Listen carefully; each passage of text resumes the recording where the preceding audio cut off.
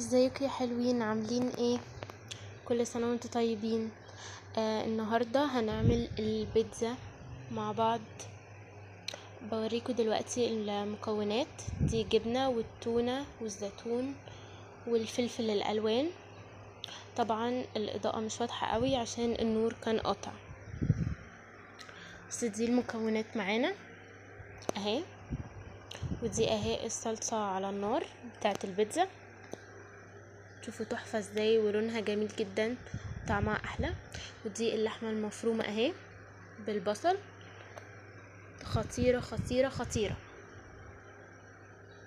ودي اهي الفراخ مقطعينها صغير كده ومشوحينها مع البصل على النار، وسايبين كل الحاجات دي مع بعض عقبال ما العجينة تخمر. بصوا تحفة ازاي، خطيرة.